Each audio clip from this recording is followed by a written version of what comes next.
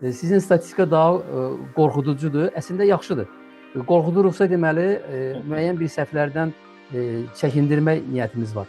Əlbəttə, o siz də qeyd elədiniz, çox gözəl qeyd elədiniz. Böyüyən və kiçilən bazar. Yəni, əgər mənim kifayət qədər idarə etmə təcrübəm yoxdursa, mənim yolum nədir? Yox, mən deyirdim ki, hesabatın pəncərəsi açılsın. Axı, siz mənə demədiniz hesabatın pəncərəsi. Dediniz ki, mən düyməni basın, pəncərə açılsın, mən də onu eləmişəm. Mən tövsiyə edərdim ki, bu komanda işi ilə bağlı olan bölmədə gündəlik nəticələri təhlil etsinlər.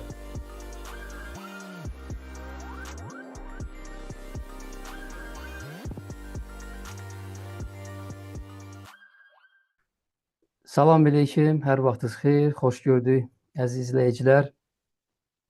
Yenə də sizin qonağınızıq. Həmişə kimi biznes haqqında danışacağıq, biznesdəki olan mövzulardan danışacağıq. Həm söhbətim tanıdığınız, bildiyiniz İlkin Qarayevdir. İlkin müəllim, axşamınız xeyir, xoş gördük. Necəsiz? Axşamınız xeyir, çox sağ olun, yaxşı olasınız. Sizə salamlayıram. İzləyiciləri, dinləyiciləri də salamlayıram. Biz ənənəvi şəkildə gedirik. Həmişə çalışırıq ki, mövzuları elə seçək ki, bir-birinə əlaqəli olsunlar və onların arasında bir məntiqli bağlantı olsun, zəncirvari olsun.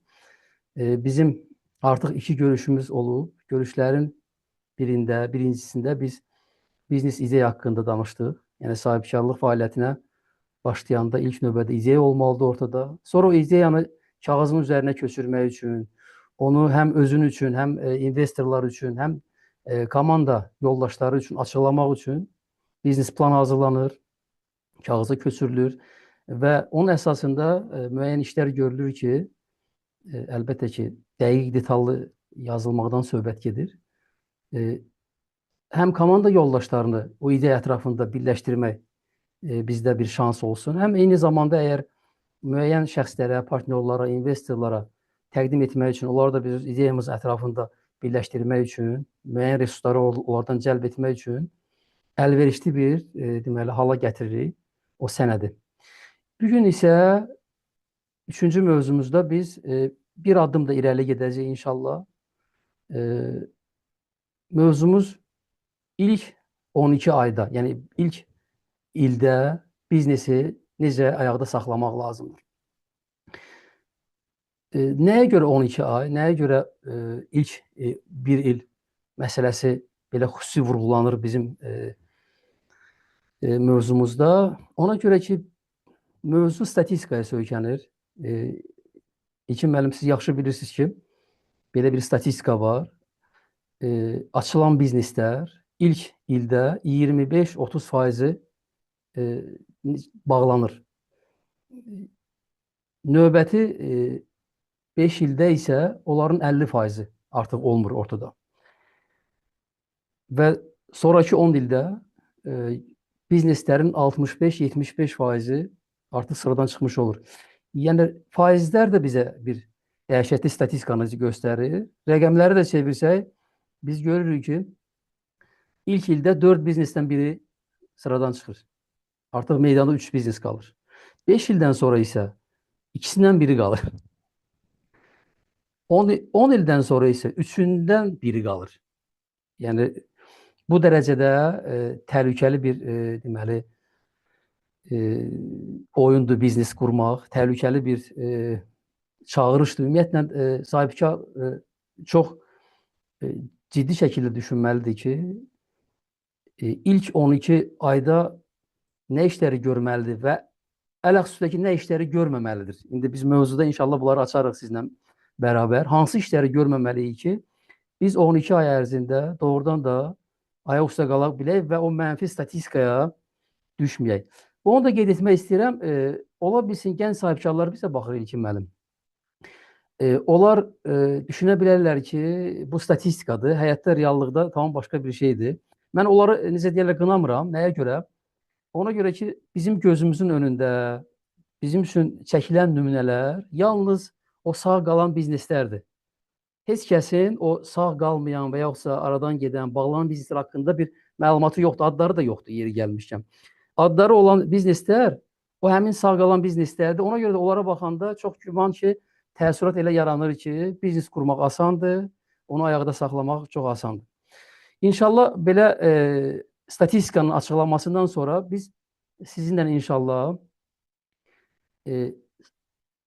hansı işlər görmək lazımdır və hansı işlər görmək lazım deyil ki, biznesimiz həmin o bağlanan bizneslərin sırasına daxil olmasın. Onu biz inşallah bloklar üzrə açarıq. Amma onu demək istəyirəm ki, yəni girişdə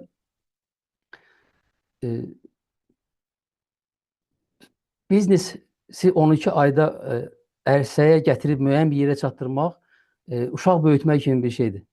Valideynlər düşünə bilərlər ki, uşağı dünyaya gətirdi, məsələ bitdi. Əsas uşağı dünyaya gətirməkdir. Amma o uşağı 12 ay ərzində doğulandan sonra onunla məşğul olan valideynlər daha yaxşı bilirlər ki, sən demə iş ondan sonra başlayır.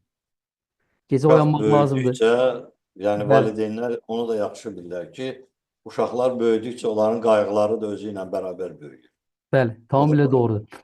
Ona görə də biz bu günləri o həssas məqamlarda hansı işləri görmək lazımdır? Sahibkardan, kiçik orta biznes sahiblərindən və yoxsa ümumiyyətlə biznes, təzə açılan biznes sahiblərindən nələr tələb olunur? Hansı xüsusiyyətlər tələb olunur? Hansı işlər tələb olunur? O barədə sizlə inşallah danışacağıq. Zəhmət olmasa, ümumiyyətlə bu statistika bir münasibət bildirərdiniz. Çox istərdim və ondan növbəti adımda isə bloklara bölüb səbəbləri araşdırarıq sizlə. Çox sağ olun Emin bəy. İlk öncə onu qeyd eləmək istəyirəm ki, bizim izləyicilər üçün də hesab edirəm ki, düzgün olar biz bunu qeyd eləyək. Emin bəy, yəqin ki, tanıyanlar bilir, böyük biznes təcrübəsi olan bir insandır. Real biznesləri də yəni özünü göstərmiş bir adamdır.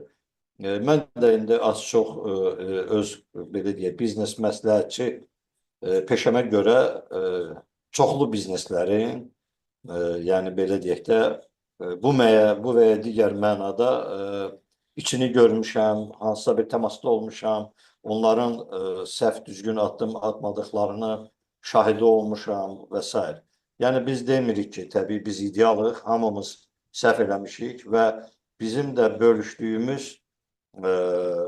izləyicilərlə, bir-birimizlə bölüşdüyümüz məsələlər sırf bizim o təcrübədən, mənfi praktikamızdan, elədiyimiz səhvlərdən irəli gələn yəni fikirlərdir.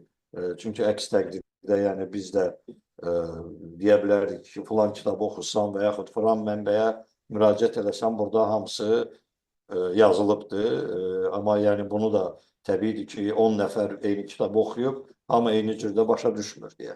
Amma bəzi o bizim təcrübədən özümüzün atdığımız səhv addımlardan bölüşdüyümüz məncə daha faydalıdır.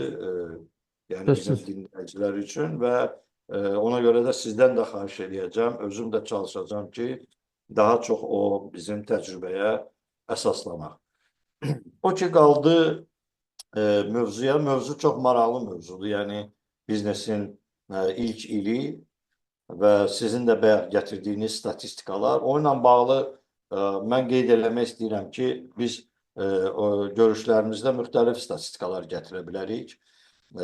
Bu və ya digər araşdırma şirkətlərinin statistikalarıdır. Siz McKinsey-dən gətirdiniz, CB Insight var, nə bilim, Research Group var və s. Onların statistikalarında ola bilər ki, faiz dərəcələrində fərqliliklər olsun. Bunun səbəbləri də müxtəlif ola bilər. Çünki belə deyək, məsələn, bir səbəb ondan ibarətdir ki, hansı biznes sektordan gedir söhbət. Tutalım ki, o siz qeyd elədiyiniz statistikaya baxsaq, hansı sektorda aparılıb, ortalama göstəricilərdirmi, sektoral göstəricilərdir. Misal üçün, Horeca sektorunda, məsəl üçün, restoran, kafe sektorunda həmin rəqəmləri 2-yə vura bilərsiniz. Yəni, ilk ilində 2 qat artıq bizneslər bağlanır. İstənilən halda mən hesab edirəm ki, bu 50%-ə yaxın bir rəqəmdir. İlk ilində bağlanan bizneslərin statistikası. və bunların da müxtəlif belə deyək də bağlanma səbəbləri var. Məncə biz o səbəblərin üzərindən keçsək, özümüz də o praktikada onlarla rastlaşdığımızı, misallarımızı gətirsək və ona uyğun tövsiyələr versək, yəni mən bunu eləmişəm, bu səhvi sən eləmə deyə tövsiyələr versək, məncə bu daha faydalı olar. Necə düşünürsünüz Emin bəy? Bəli, tamamilə doğrudur. Siz yaxşı qeyd elədiniz ki, statistikalar fərqlənə bilər.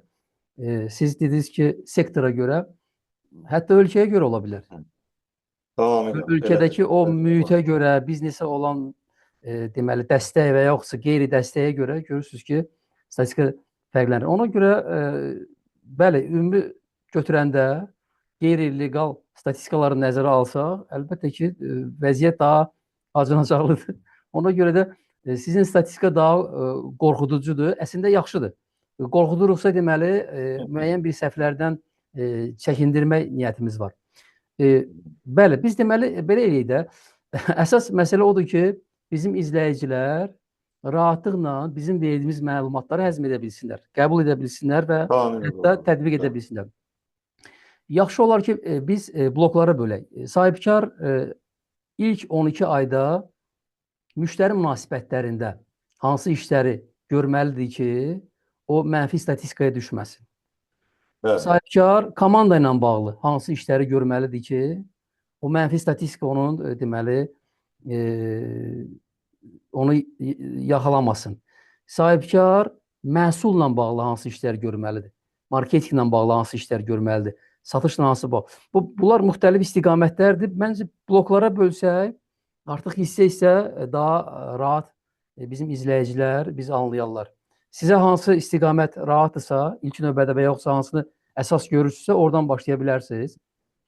Bəli, əlbəttə, əlbəttə. Mən birinci qeyd eləmək istəyərdim ki, ümumiyyətlə belə bir araşdırmalar da var ki, bizneslərin ilk ilində bağlanma səbəbləri. Səbəblər üzərindən yaxınlaşsaq, məsələn, bu yaxınlarda CB Insight şirkətinin apardığı araşdırmaya görə bizneslərin ilk ilində bağlanmasında ən çox rast gəlinən səbəblərdən biri deməli düzgün məhsulun seçilməməsi, düzgün məhsulun hazırlanmamasıdır, yəni bazar üçün. Yəni bazardakı tələbatın düzgün dəyərləndirilməməsidir. Adətən o belə ola bilir ki, xüsusilə də bu yeni məhsullarda özünü çox büruzə verir xidmət sektorunda. Məhsul bir növ bizim özümüzün çox xoşuna gəlir. Məsələn, bir sahibkarıqsa, özümüz öz məhsulumuza vuruluruq. Amma onun müştəri tərəfindən necə qəbul olunacağını, tələbat olub-olmadığını öyrənmədən özümüz o məhsula canımızı, vaxtımızı, pulumuzu, resurslarımızı sərf edirik. Mən misal çəkmək istəyirəm. Bir oxuduğum, yəni yadıma düşmüşkən deyim, bir oxuduğum ədəbiyyatda belə bir, bu səhv eləmirəmsə adını unutmuşam. Rusiyada Mastercard'ın nümayəndəsinin bir məqaləsi idi. O deyirdi ki, mən kart işi ilə bağlı təhsil aldım xaricdə, sonra xarici bir deməli bankda işlədim, inkişaf eləmiş qabaqcıl bankların birində. Sonra qayıtdım Rusiyaya. Deyir, mən Rusiyaya qaydanda beynimdə o qədər ideyalar var idi, o qədər fikirlər var idi. Elə məhsullar var idi ki, mən düşünürdüm ki, mən bu saat gedib bazarı altın üstünə çevirəcəm. Və gəldim, deyir, bir tədbirlərə qoşuldum. Bir tədbirdə bir bankın rəhbəri ilə ünsiyyət eləmək imkanım oldu və ona dedim ki, bəs belə-belə də mənim belə ideyalarım var, mən bu sahədə işləmişəm, mütəxəssisəm filanam və o layihələrimi sizinlə bölüşmək istəyərdim, əgər siz onları tətbiq eləməyə hazırsınızsa. Təbii də hansı rəhbər istəməz ki, ona yeni bir məhsul bazar üçün gətirsin, xarici təcrübəsi olan mütəxəssis və s. Amma bu adam özü də çox təcrübəli olur. Deyir, mən gəldim ona prezentasiya, təqdimatımı elədim. O təqdimata diqqətlə qulaq asdı. Bəzi, belə deyək, dəqiqləşdirici suallar verdi və sonda mənə dedi ki, yaxşı, sən bu məhsulu, bu kart məhsullarını kimə və necə satacaqsan?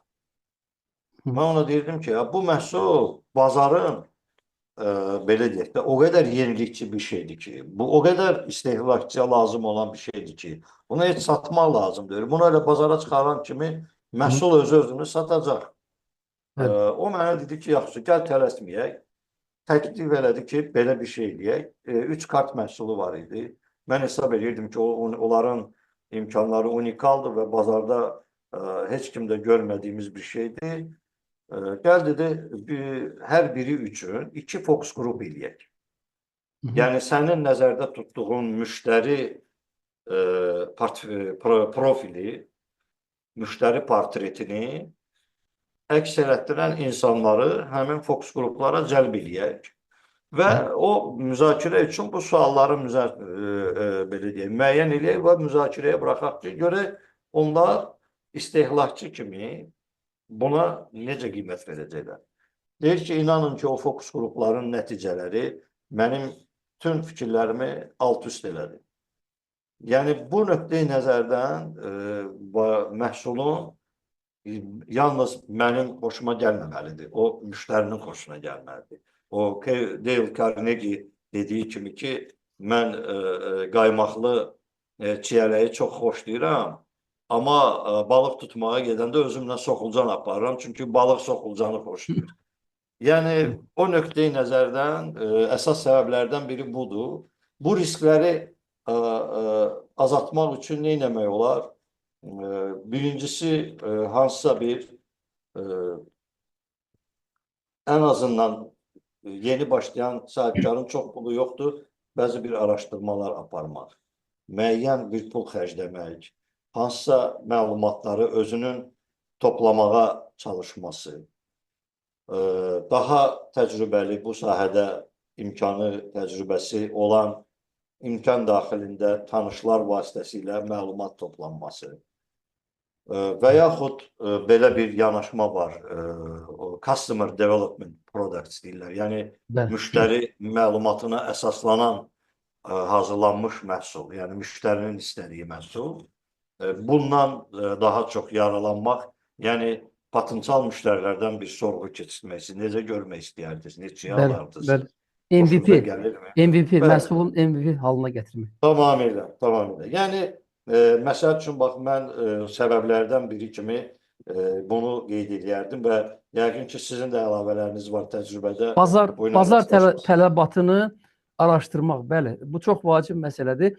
Burada siz elə görüşün əvvəlində də qeyd etdiniz ki, sahibkarlar adətən öz məhsullarına bir vurğunluğu olur. O vurğunluq, deyir, məhəbbətin, eşqin gözü kör olur deyə bir anlayış var. Burada da belə, yox, bu düşünmüşəm, bu işləməlidir, bunu alacaqlar. Şübhə altına qoymaq lazımdır həmişə. O biznes ideyadan başlayır məsələ və o kağızın üzərinə köçürəndə artıq reallıq, onun ətrafında marketinq, büdcə eləyəndə bu bizim iki mövzumuz yeri gəlmişkən bu gəlir, bu nöqtəyə bir aydınlıq gətirir ki, orada əgər işlərimizi, tədbirlərimizi möhkəm görsəz, əgər planları düzgün hazırlasaq və aydınlıqla bütün marketinq büdcəsini və sair məsələləri yazsaq, əlbəttə ki, biz heç biznesə başlamaya da bilərik. Həmin biznes hansı ki, bazarda tələbat yoxdur. Və doğrudan da siz deyən səbəb bazar tələblərinə uyğun gəlməyən bir məhsulla, xidmətlə, bizneslə deməli, biz start eləməyimiz qabaqcadan artıq fiaskanın deməli, uğramasına əsas səbəblərdən biridir. Təqribən İlkin müəllim neçə faiz təşkil edir? Bu siz dediyiniz bu səbəblərin içində ən böyük budur da. CB Insight 42% kimi göstərir. 42%. Çox böyük. Demək olar ki, səbəblərin yarısı hardasa bunun ətrafındadır. Bəli. Yəni düzgün bazar və düzgün məhsul seçmək. O bizdə atalar misalı var, deyir, məhsul olmasa da olar, amma bazarın bazarı olsun. Yəni, bu o deməkdir ki, bazarın tələbatına uyğun məhsul olmalıdır. Sən bazarı düzgün tanımalısan ki, mən hansı məhsulu, hansı bazara çıxardacam. Yəni sahibkar başa düşməlidir ki, yəni biz başa düşməliyik, əgər bir bazara giririksə, bu bazarda artıq istehlakçılar var. Onlar hansısa bizneslərin xidmətlərindən istifadə edirlər. Bu istehlakını, bu ehtiyacını təmin edirlər. Mən indi bu bazara girirəmsə, mən kiminsə payına şərik olacam da, Bəli. belə deyək. Hansısa bir zəifi bazardan çıxardacam, kiminsə müştərisini özümə cəlb edəcəm. Onun üçün əlbəttə ki, mənim məhsulumu düzgün qiymətləndirməm lazımdır ki, mən bunu eləyə biləcəm ya yox. Yəni mən özüm həmin müştərinin yerində olsaydım, başqasını öyrəşdiyim adamı, öyrəşdiyim məhsulu qoyub bu məhsulu alardımmı? Nəyə görə alardım? Əgər özüm cavab verə bilmirəmsə, elə bu ən azı birinci o yoxlama testlərindən biridir, belə deyək. Tamamilə doğrudur. Biz də prospekt layihəsində yanaşmağımız təqribən belə idi ki, bu istiqamətdə bazar nə boydadır? Yəni ümumiyyətlə proqram təminatı, ERP istiqamətində bazarın payı nə qədərdir? Orada neçə oyunçu var? Onların ticarəti necə gedir? Və digər məsələ də bizim üçün önəmli idi ki, o statistikanı biz beynəlxalq statistikalardan alırdıq. Bu xidmət, bu məhsul, ümumiyyətlə bu növ məhsul zamanla artan tendensiya ilə gedir, yoxsa enən tendensiya. Ona görə ki, bəli, bu günlər ola bilsin yaxşı olsun, amma 3 ildən sonra yaxşı olmasın. Bütün göstəricilər ona gətirib çıxardır ki, bazar var. Siz dediyiniz kimi bazar olmalıdır ki, biz oradan müəyyən bir pay götürək. Bəli, o aydın məsələdir ki, mən yenilik gətirsəm, innovasiya gətirsəm, fərqlilik gətirsəm, bazarı genişləndirmək kimi bir imkanlarım da var. Bu sonraki məsələdir. Amma reallıq nə varsa ondan çıxış etməliyəm. Ekstra o bonus olaraq əlbəttə ki, mənim yeni gətirdiyim innovasiyalar bazarı genişləndirə bilərəm. Yeni deməli müştəri kateqoriyaları yarada bilərəm məhsuluma görə, innovasiyama görə. Amma hər halda bazarın indiki vəziyyəti mənim üçün əsas olmalıdır.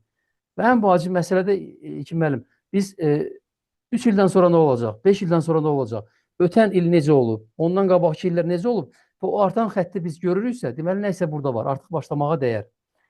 Çox vacibdir, tamamilə. Yəni böyüyən bazar məsələsi. Böyüyən bazar, bəli. Siz böyüyən bazarda zəif fəaliyyətinizlə, zəif məhsulunuzla daha çox pul qazana bilərsiniz ya da super bir məhsulla enən bazarda olsanız, sizin qazancınız qat-qat aşağı olur. Siz yaxşı dediniz ki, məhsul yox, bazarınız bazar olmalıdır. Çox doğru vurğuladınız. Bu göstəriciləri öyrənməklə, əlbəttə ki, ora SWOT analizi də daxildir, bura rəqiblərin araşdırması da daxildir, bura bu istiqamətdə təcrübəli yoldaşlara müraciət edib, o mentorluq məsələsi ki, biz tez-tez vurğulayırıq, o da olmalıdır. Dəfələrlə düşünməlisiniz. Ona görə ki, siz əgər bunu düşünməsəz, gördünüz də 42% çox dəhşətli bir şeydir. Siz bunu demək olar ki, bunu həll etsəz, məsələnin 50% həll olunur. Faktiki olaraq belə çıxır ki, əgər bu məsələni biz həll etmiş olsaq, biz demək olar ki, riskin 50%-ni həll etmiş oluruq. Bunlar çünki obyektiv amillərdir, bildiyimiz kimi. Bazar necədirsə, biz ona birbaşa təsir göstərə bilmirik bazara. Bəli. Yəni və bazarın bizim şirkətdə də, biznesin içində də belə deyək, müxtəlif qərarların qəbul olunmasında nəzərə alınan daxili və xarici amillər içində bu bazar məsələsi birinci yer tutur. Bu birinci xarici amildir ki, biz nəzərə almalıyıq ki, bu bazara necə uyğunlaşacağıq. Ondan sonra əlbəttə o siz də qeyd elədiniz, çox gözəl qeyd elədiniz, böyüyən və kiçilən bazar. Bəzən sahibkar, belə deyək, bax mən bunu şahidi olmuşam dəfələrlə, o əvvəl də misal çəkdik, komisyon dükanı hamı açır, komisyon dükanı, mən də gedirəm açıram, bu kiçilən bir bazara girmək deməkdir. Bəli. Nəyə görə? Çünki artıq bazarın payı indiyə kimi 5 nəfər arasında bölünürdü. İndi 50 nəfərdən bölünür və bu tendensiya da arta-arta gedir. 100 nəfərə bölünəndə o deməkdir ki, artıq sən orada gəlir marjası o qədər aşağı düşəcək ki, biznes rentabiliyini itirəcək. Rəqabət aparmaq üçün ekstra güc, ekstra pul, ekstra resurs xərcləməli olacaqsan. Bəli. Kiçilən bazara girməmək özü böyük bir strateji addımdır. Bəli. Böyük bazarı düzgün seçmək. Don Kixotun dəyirmanla döyüşünə bənzəyər sizin fəaliyyətiniz. Nə qədər əzmkar olsanız, nə qədər həvəskar olsanız, nə qədər böyük bura güc, resurs sərf etsəz, bazar sizə imkan verməyəcək ki, effektiv fəaliyyət göstərəsiniz. Bazar öz şərtlərini sizə diktə edəcək.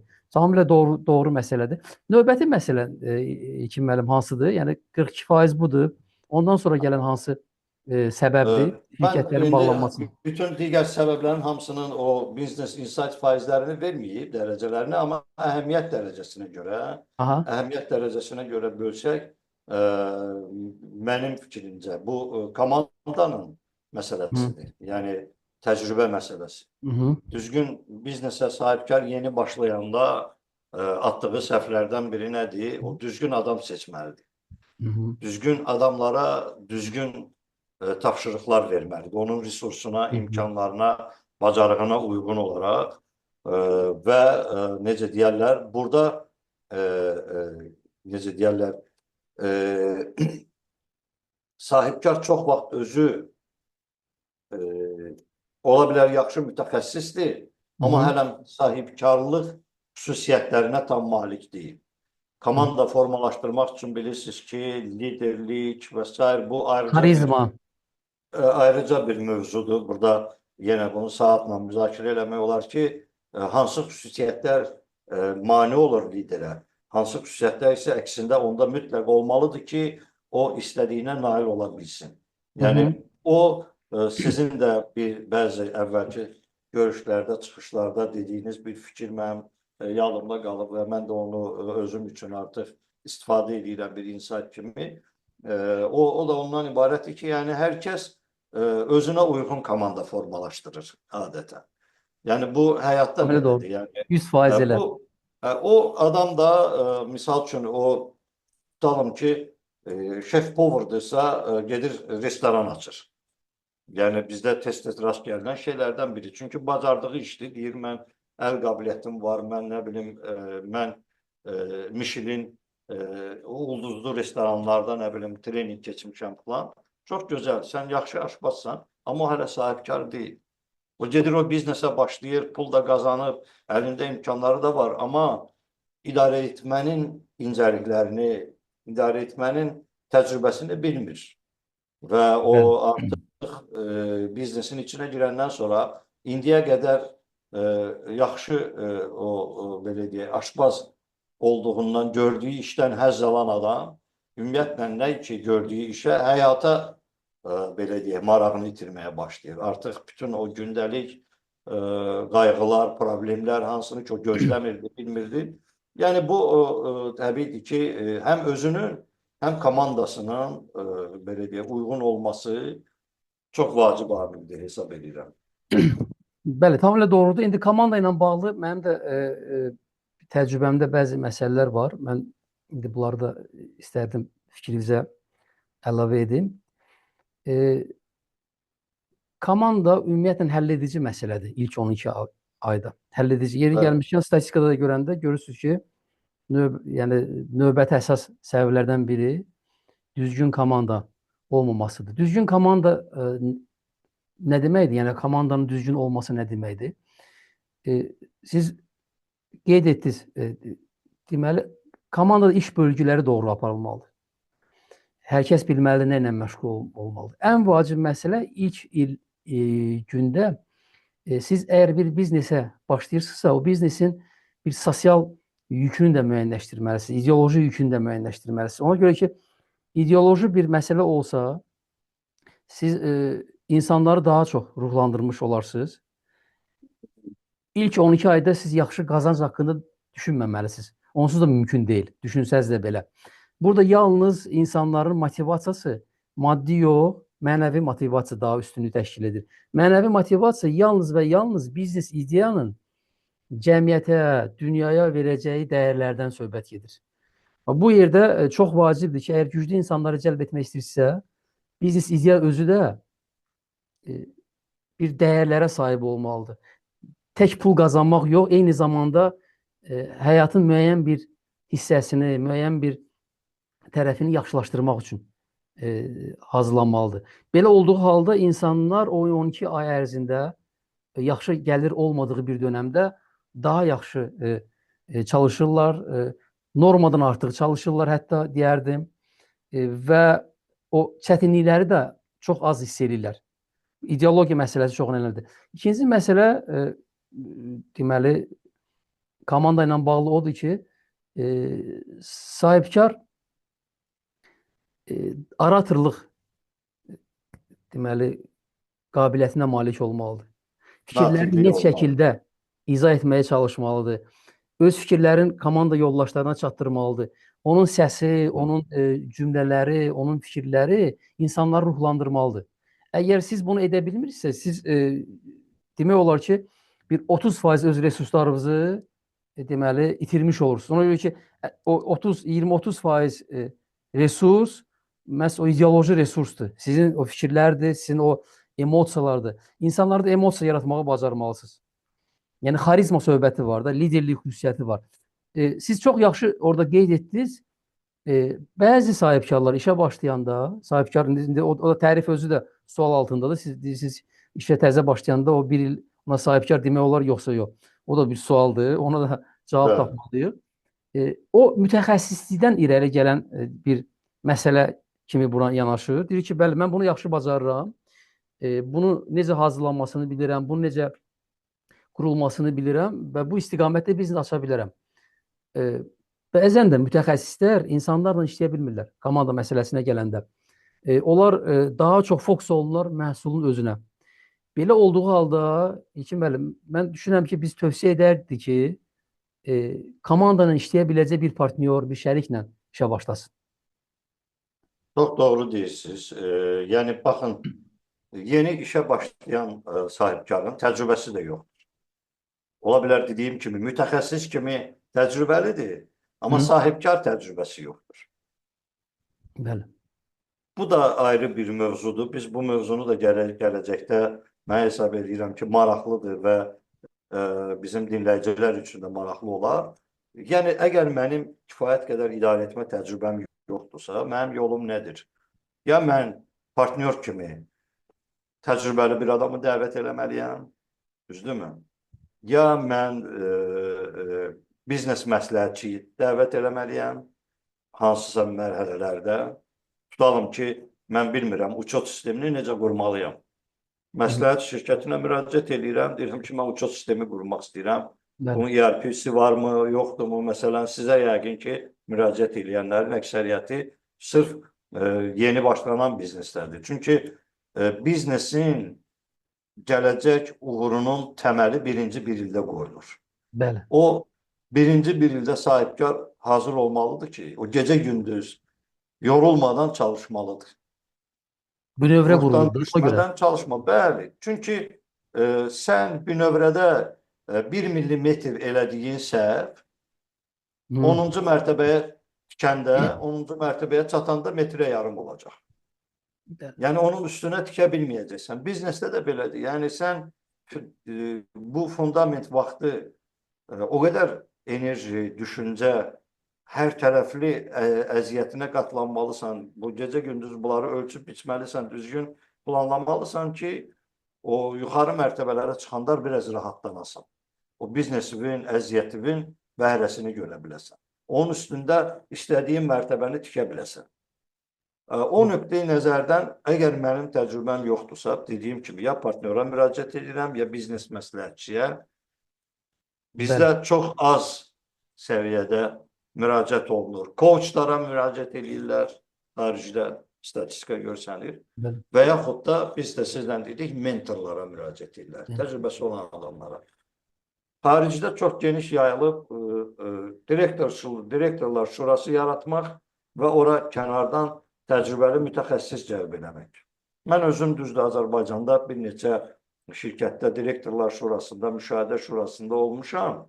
Yəni, bu belə bir təcrübəm var. Amma statistikaya görə yenə də kiçik və orta bizneslər yəni 1%-dən az müraciət edir Azərbaycanda. Bəli, çox az, çox azdır. Çox az. Yəni, etibar, məsələn, bu ayrıca bir mövzudur. Dediyim kimi, ora mən qayıtmaq istəmirəm. Siz bayaqları bir qeyd elədiniz ki, hansısa xüsusiyyətlərə, sahibkarlıq xüsusiyyətlərinə malik olmalı adam. O da bir ayrı bir mövzudur. Liderlik, sahibkarlığın, yəni sahibkarın biznesdə iştirakının rolları, oynadığı rollar, hansı məsələdə hansı rol oynayacaq, komandanın mı içində olacaq, kənardan mı müşahidə edəcək, yoxsa ancaq lider olacaq, o belə deyək də avtokrat rejimdə idarə edəcək və s. Bunlar hamısı önəmli üzr istəyirəm, önəmli rol oynayır. Bunda da məsləhət ancaq odur ki, dediyim variantlardan birinə sahibkar müraciət eləsin. Ya mütəxəssislərlə işləsin, partnyor cəlb eləsin, biznes məsləhətçi cəlb eləsin. Necə ki, məsələn, bizə də bəzən müraciət edirlər, o biznesi də yəni qiymətləndirməsi üçün. Məsəl üçün, dəfələrlə olub ki, adam bir bazarı öyrənmək üçün pul xərcləyib, hansına ki, böyük məbləğdə pul yatırmaq istəyirdi və araşdırmadan sonra adam fikrindən vaz keçir. Yəni, ona görə ki, görmüşük ki, bazarda tələbat o səviyyədə deyil ki, sən də gətirib bir istehsal qurasan, böyük bir pul yatırasan ora. Yəni, bundan da yaralanmaq lazımdır. Bir də siz çox maraqlı qeyd elədiniz, sahibkar olmaq həm də düzgün tapşırıq verə bilmək bacarığıdır. O, burada lətifə yadıma düşdü, yeri gəlmişəm onu deyim, deməli, biznes lətifəsidir. Deməli, rəhbər gəlir IT mütəxəssisinə, tapşırıq verir ki, mən istəyirəm ki, elə eləyəsin ki, mən bu düyməni basanda pəncərə açılsın. Başa düşdün məni? O deyir ki, yaxşı, mən çalışaram. Mən gedirəm ezamiyyətə, 5 gündən sonra gələcəm. Çatdırarsan, elə 5 günə bunu mən istəyirəm ki, bax, mən bu düyməni basanda açılsın məndə. Deyir, oldu, pəncərə açılsın, yaxşı. O gedir 5 gündən sonra gəlir, deyir, nə oldu, elədin, deyir, bəli. Göstər mənə, o gəlir, kompüterdə düyməni basır, ofisin pəncərəsi açılır. Deyir ki, sən nə eləmişsən ki? Deyir ki, bəs deməmişdir, düyməni basarsan, pəncərə açılsın da basın. Görürsünüz, mən bura, nə belə, mexanizm qoymuşam, onun içində çip var, yəni internetdən idarə olunur, nə bilim, Omnidom və s. məsələlər. Deyir, yox, mən deyirdim ki, hesabatın pəncərəsi açılsın. Deyir, axı, siz mənə demədiniz hesabatın pəncərəsi. Dediniz ki, mən düyməni basın, pəncərə açılsın, mən də onu eləmişəm. Yəni, bu, indi lətifə də olsa, amma inanın ki, biznesdə o qədər onunla rastlaşırıq. Yəni, tapşırığın düzgün adama, düzgün formada çatdırılması. Biz adətən yazmaqdan qaçırıq millət olaraq. Amma praktika onu göstərir ki, yazılan qalır. Və onu inkişaf elətdirmək daha asan olur. Nəinki sonradan bizim axı beynimiz süni intellekt kimi, kompüter kimi hər şeyi dəqiqliklə yadda saxlaya bilmir. Yəni, insan, yəni unuda bilirik. Amma yazanlar qalır və hər zaman onun üzərinə qayıdıb öz səhvlərini bir də və yaxud da təkmilləşdirmək üçün və yaxud da onları bir daha nəzərdən keçirmək üçün daha asan olur. Doğrudur. Doğrudur. Bu yerdə deməli, əlbəttə ki, tapşırıqları həm aydın şəkildə vermək lazımdır, tam aydınlıqla ötürmək lazımdır. Bir də ki, təzə başlayanda belə bir məsələlər komanda ilə bağlı çox rast gəlir. Elə mən özüm dəfələrlə öz işimdə də bunu müşahidə etmişəm.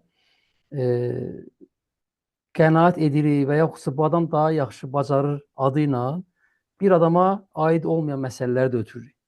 Həm qənaəti düşünürük ki, elə təzə adamı cəlb etməkdənsə elə yoldaş çalışır, elə bunu da ona ötürüm. Və yaxudsa bu daha yaxşı ötəsindən gəlir bu iş, bəzi işlərin, müəyyən işlərin. Elə bunu da verin, bunu da eləsin. Əslində bu bir qeyri-effektiv bir yanaşmadır.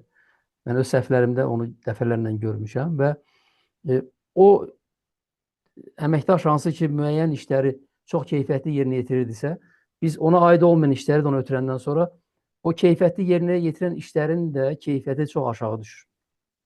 Yəni, burada çox deməli, vacib məsələlərdən biri odur ki, həm də vəzifə öhdəlikləri siz yaxşı qeyd elədiniz, yazmaq lazımdır, qeyd etmək lazımdır. Mütləq şəkildə hər kəs bilməlidir ki, sərhədlər göstərməlidir ki, sənin sərhədlərin bura qədərdir.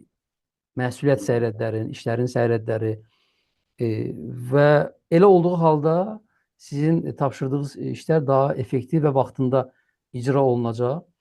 Və tövsiyə olunur ki, task management sistemlərindən istifadə olunsun. Bünövrə məsələsinə gəldiniz. Yəni ilk gündən artıq siz gələcəkdə inşallah böyük ola biləcək, inkişaf edəcək bir şirkətin təməlini qurursunuz. Siz necə yola çıxsınız, elə də gedəcəksiniz. İndi pulsuz o qədər sistemlər var. Trello misal üçün biri. Biz özümüz şəxsən ondan istifadə edirik. Bəli, mən də istifadə edirəm. Tamamilə Bütün doğru. tapşırıqları yazırsınız, rolları müəyyənləşdirirsiniz, işlərin ardıcıllığını izləyirsiniz. Və ilk 12 ayda iclaslara, toplantılara çox diqqət ayırmaq lazımdır.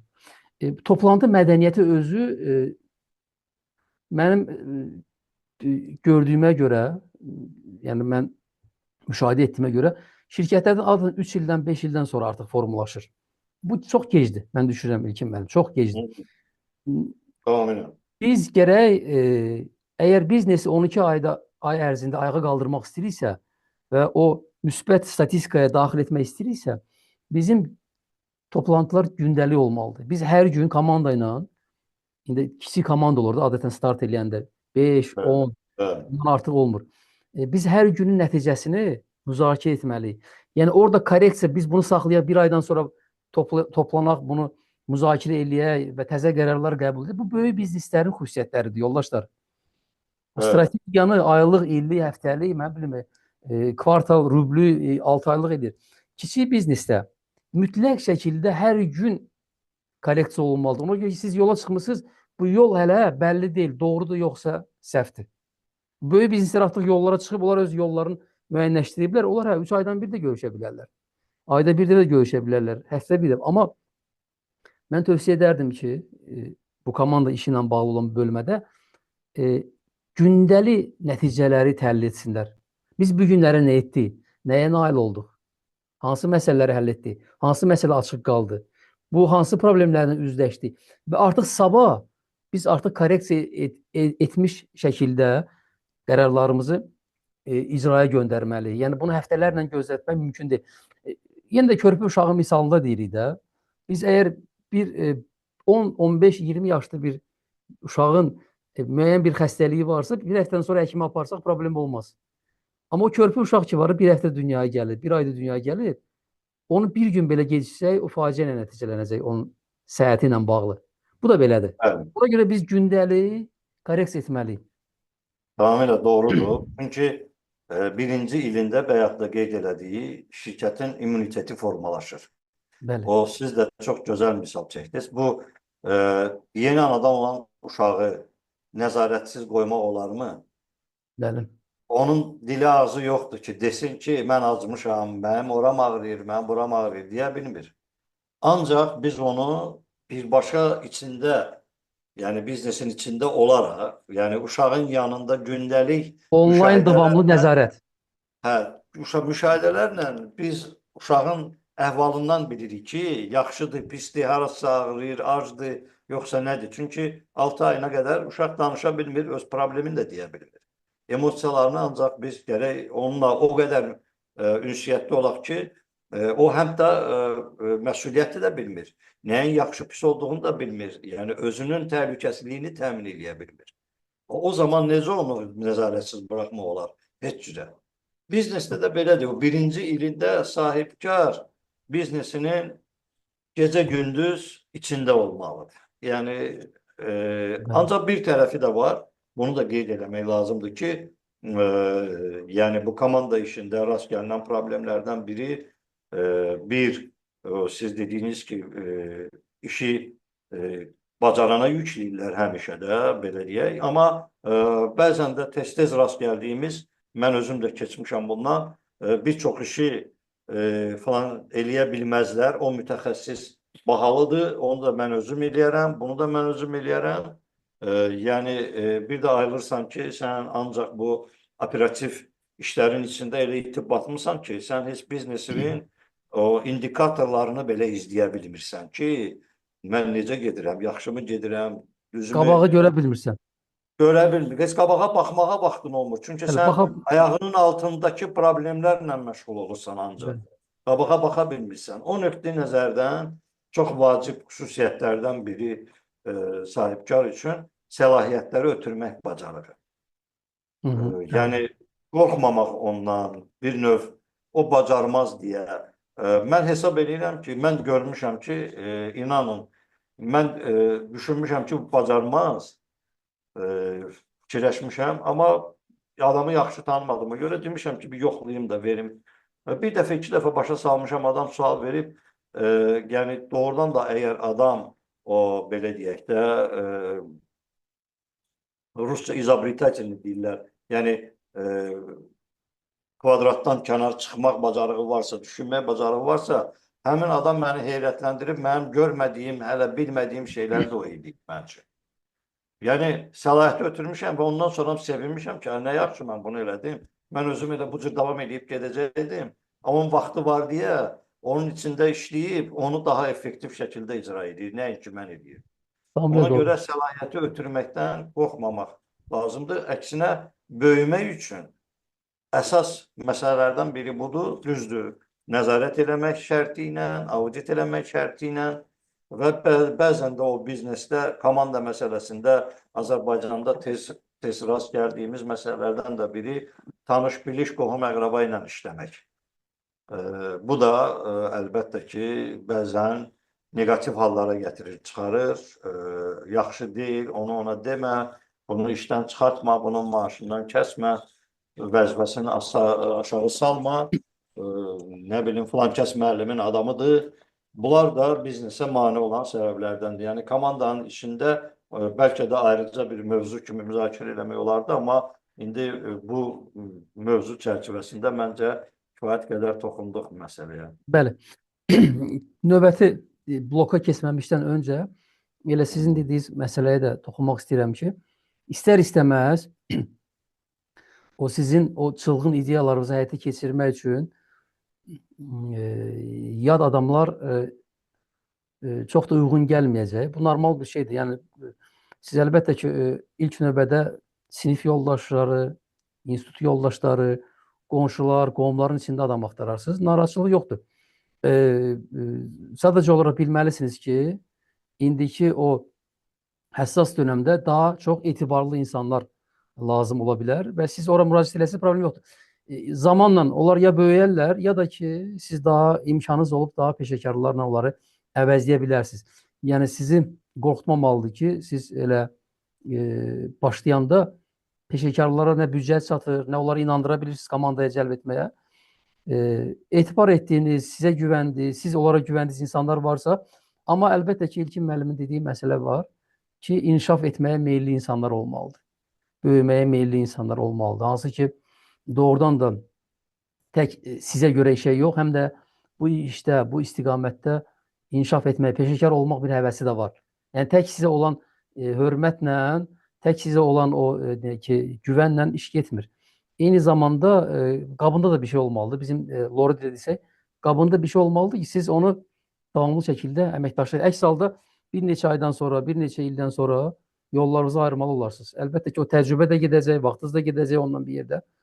Münasibətlərə də xələl gələ bilir. Münasibətlər də korlana bilər. Qohumluq, dostluq. Tamamilə doğru. Yəni, bunlar öz yerində olmalıdır. Amma bir məsələ də var da, bəzən biz bölüşməkdən qorxuruq.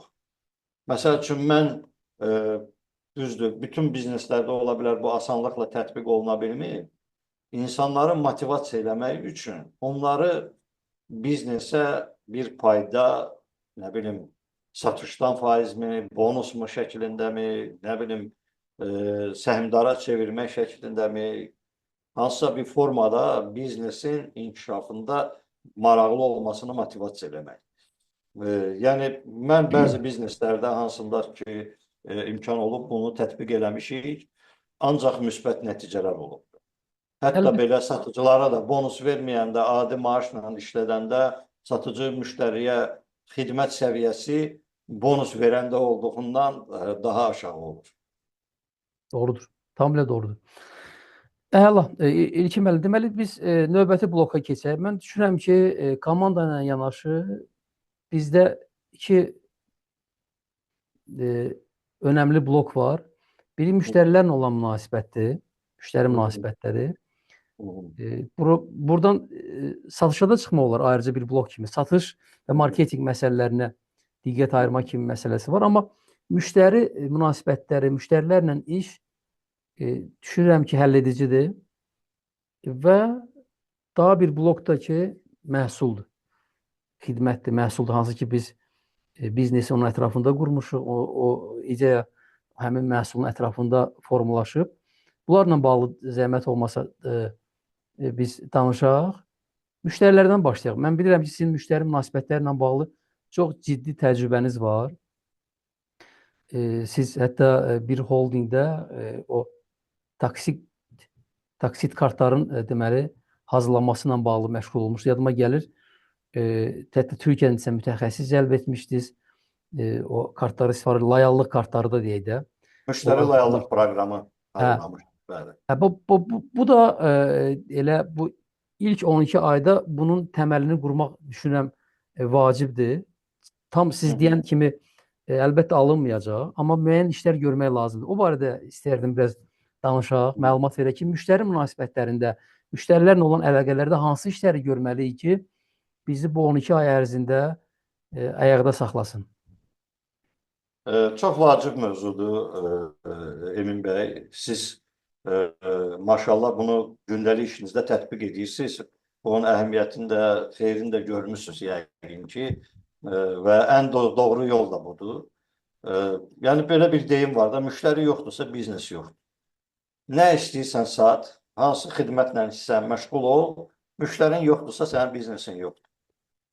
Sən hətta brilyant almaz da satırsansa belə, müştərin yoxdursa sənin heç bir biznesin yoxdur. Heç bir dəyəri yoxdur o biznesin. O nöqteyi nəzərdən təbii ki, müştəri həlledici amildir biznes üçün. Və biz əvvəldə də məhsul məsələsini deyəndə, bazar məsələsini deyəndə, bazar məhz o həmin müştəri potensialını nəzərdə tuturduq.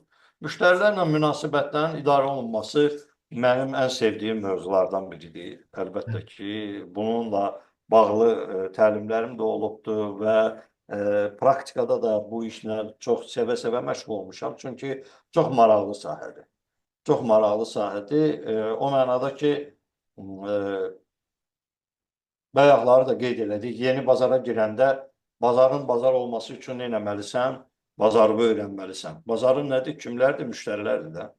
Deməli, onların feedbacklərini almalısan. Onların, məsəl üçün biz bir biznes model üzərində işləyəndə, orada tətbiq elədiyimiz müştəri ilə bağlı belə bir praktik alətimiz var idi. İndi elə onu da bölüşüm, ola bilər faydalı olar dinləyicilər üçün də. Biz əsas müştəri kateqoriyalarımızı götürürdük. Kimdir? Hansı segmentlərdir bizim müştərilərimiz? Həmin müştərinin orta müştəri portretini yaradırdıq. Yəni bu kimdir? Onun neçə yaşı var? O ailəlidir? Onun uşağı evladı varmı? O dövlət qulluqçusudur, o işləyir, onun maşını varmı? Və s. Fotorobot. Bəli, bəli. O portreti hazırlayandan sonra, o suallara cavab verəndən sonra onu təbii ki, beyin həmləsi metodu ilə olunması daha effektiv alınır. Ondan sonra həmin portreti suallar verirdi ki, yaxşı, bunlar hansı vaxtlarda, vaxtını harda keçirdir? Məlumatları kimdən alır? O, kimin fikirlərini özü üçün avtoritet bilir? O, qərar qəbul edərkən nəyə əsaslanır? Yəni, bu kimi suallar əlbəttə ki, bizə imkan verirdi ki, onun üçün maraqlı ola biləcək, həm kanalları seçək, həm məhsulları seçək, həm influencerləri seçək və fokuslarımızı onlara düzgün yönəldək ki, həmin o bizim əsas müştəri segmenti hesab elədiyimiz portretə uyğun düzgün addım ata bilək. Bu nöqteyi nəzərdən indi bunu mən, yəni belə deyək də, bunun üçün xüsusi bir proqram lazım deyil, xüsusi bir institut qutarmaq lazım deyil. Bunu beyin həmləsi etməklə və yaxud da təcrübəli olan insanlarla bir yerdə müzakirə eləməklə özü üçün hər bir biznes öz müştərisini 2-3 əsas segment müştərisinin portretlərini yarada bilər və onlara məncə onda daha yaxşı, effektiv əlaqə qura bilərlər. O ki, qaldı əlaqə, təbii bu artıq müştərilərlə münasibət marketinqi əhatə edir də, belə deyək. Marketinqin mövzusudur. Marketinq mənim düşüncə tərzimə görə marketinqin 70-80% statistikadır. Yəni burada bəzən deyirlər ki, kreativsənsə səndən yaxşı marketoloq olacaq filan. Yalnız kreativlik kifayət eləmir. Yəni burada qərar qəbul eləmək üçün statistikaya, konversiyalara, müraciətlərə, lidlərə, onların işlənməsinə, onların satışına, satışda azalmalara, hər müştərinin statistikası, bunlar marketinqin əsas belə deyək də, işlənməli olan məhsullarıdır. Burada da Analitika. müştəri məlumatı, bəli, müştəri məlumatı, müştəri xidmətinin yaxşı olması müştərini tanımaqdan başlayır, bu bir. İkincisi də o belə bir deyim ki var idi, o bayaq ki dediyimin əlavəsi olaraq demək istəyirəm. Familiyasını unuttum. Walmart şirkətlər qrupunun banisi, sahibi, onun belə bir sözü var ki, biznesdə yalnız bir kral var, bir şah var. O da müştəridir. O sadəcə pulunu gedib başqa yerdə xərcləməklə bizim biznesdə qapıcıdan tutmuş prezidentə qədər hamımızı işsiz qoya bilər. Yəni deməli, əsas adam müştəridir.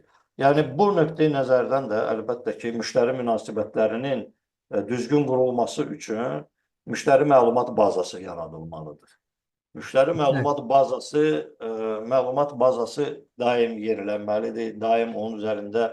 Yəni mən fikir verməliyəm ki, mənim müştərilərim hansı məhsulları alır, hansı tezliklə alır, necə? Bir də vacib məqamlardan biri, bəzən biznesdə biz həddindən artıq o, belə deyək, çox mərtəbəli idarə etmə sistemi olanda, yuxarı mərtəbədə strateji qərarlar qəbul edən insanlarla müştəri arasında 4-5 menecer əmələ gəlir. Və sən bir növ məlumatları artıq itirməyə başlayırsan. Bu, əlbəttə, kiçik biznesə yox, böyük bizneslərə xas bir məsələdir. Amma kiçik biznesdə də sahibkar özü müştəri ilə maraqlanmalıdır, lazım olsa zəng vurmalıdır, lazım olsaydı bir dəfə getməlidir onun qapısına. Birinci bir ildə bu çox vacibdir. Çünki o münasibətə görə də insanlar, biz düşünürük ki, həmişə rasional qərar verir. Amma elm, faktlar onu göstərir ki, heç də bu həmişə belə deyil.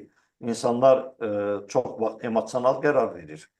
Və emosional bağlılıq bəzən rasionallığı üstələyir müştərinin qərar verdiyi vaxt. Yəni bunu da praktikada dəfələrlə görmüşük. Ona görə də buna vaxt sərf eləmək mütləq lazımdır. Yəni bu arxasıca dediyim kimi müştəri münasibəti kompleks marketinq yanaşmasını, müştəri ilə əlaqə kanallarının müəyyən olunmasını, omni kanal sisteminin tətbiq olunmasını və sair məsələləri əhatə edir. Çox böyük mövzudur əslində. Əla. Əla. Mən də rezümə edəcəyəm bu hissəni. Bizim izləyicilər qısa tezislərlə də bunları yadda saxlasın deyə üzərindən keçirik. Həm də çalışaram prospektdən olan təcrübəni də bura gətirək. Deməli, sizin qeyd etdiyiniz məsələ olduqca vacibdir. Müştəriləri mütləq şəkildə kateqoriyalara bölmək lazımdır, segmentlərə bölmək lazımdır. Segmentlər odur ki, məhsuldan asılı olaraq hansı, deməli, əgər B2B-dirsə, hansı bizneslər üçün bizim məhsul keçərlidir? Bizə aid olmayan biznesi təklif etməməli. Tutaq ki, biz istihsalat şirkətləri üçün nəsə hazırlayırıqsa, biz bilməliyik ki, məhz onlara təkliflərimiz olmalıdır. Kateqoriya bölmək isə biz prospektdə müştərilərin segmenti uyğun gəlsə də belə içindəki sahibkarların və ya onların komandasının düşüncə tərzlərini, yəni kateqoriya, tutaq ki, xanımlar da əgər B2C-dən söhbət gedirsə, amma xanımlar özləri də kateqoriyaya bölür. Ali təhsilli xanımlar, evdar xanımlar, bu kateqoriyadır. Yəni o məsələyə münasibətlərdə, çünki kateqoriya müştəri ilə olan davranışı müəyyənləşdirir. Bəli, biz bildik segment xanımdır. Amma evdar xanımla sizin ünsiyyətiniz elmi işlə məşğul olan xanımla olan ünsiyyət arasında çox böyük fərqlər var. Bakıda mərkəzdə yaşayan xanımla ucqar kənddə yaşayan xanımın düşüncə tərzində böyük fərqlər var. Deməli, segmentlə yanaşı biz həm də kateqoriya bölməliyik. Yəni onun düşüncə Sizin tərzi sözünüzə qüvvət, yanaşma. o segmentləşdirmənin də məhz tərifi belədir ki, segmentləşdirmə müştəriləri davranışlarına, təcrübələrinə, ehtiyaclarına, bacarıqlarına və istifadələrinə görə müxtəlif qruplara ayırmaqdır. Bəli. Yəni segmentləşdirmə də elə budur. Siz dediyiniz kimi həmin o kateqoriyalarda o müştəriləri, yəni hamının birdən-birə sevimli məhsulu ola bilməz. Aydın. Yəni o nöqteyi nəzərdən segmentləşmə buna görə lazımdır. Amma bəzən görürsünüz ki, bəzi şirkətlər segmentləşmə aparır, onun arxasıca daha addım atmır. Bəli. Addım atmır, onda sənin nə mənası olmadı? Segmentləşməni bölməyin nə mənası oldu? Əgər sən o böləndən sonra fokuslanacaqsanmı, məhsulunu həmin əsas segmentə uyğunlaşdıracaqsanmı? Çünki istənilən biznesdə bir o Pareto qaydası bilirsiniz ki, işləyir. Müştərilərin 20%-i gəlirlərin 80%-ni təşkil edirsə, bir çox bizneslərdə belədir. Yəni mən də onu müşahidə olmuşam dəfələrlə. Sən mütləq o 20%-də fokuslanmalısan. Bütün o CRM sistemi deyirlər, artıq o gələcəkdə biznes üçün aktuallaşmağa başlayacaq. O birinci ilində ola bilər, onun ancaq rüşvətlərini, məlumat bazasını formalaşdıracaq. Amma sonradan onu tam həcmli, belə deyək də, sistemləşdirilmiş forma. CRM sisteminə keçirmək daha asan olacaq onda. Bəli. Segmentləşdirmə, kateqoriyalara bölmə nəyə lazımdır gənc sahibkara? İndi bəlkə də ola bilsin bu bəzi buradakı fikirlər praktiki fikirlərdir. Onlar elə onu nəzəri cəhətdən onu hesablamaq çox çətindir. Yəni biz bunları yaşamışıq, bunları görmüşük deyə.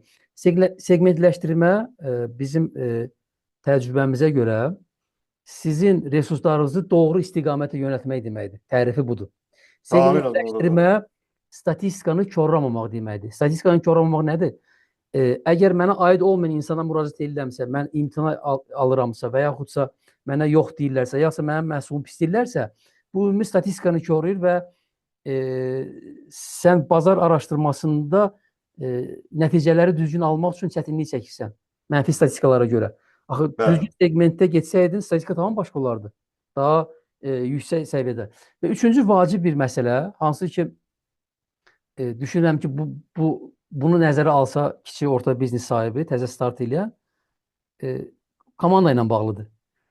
Əgər siz doğru segmentə tərəf getsəz və nəticələr uğurlu olsa, komandanı ruhlandırır. Əgər sizin yanlış strategiyanız sizə aid olmayan segmentə getsəz, o aldığınız imtinalar komandanı ruhdan salır və sizin dediklərinizə artıq güvən itir.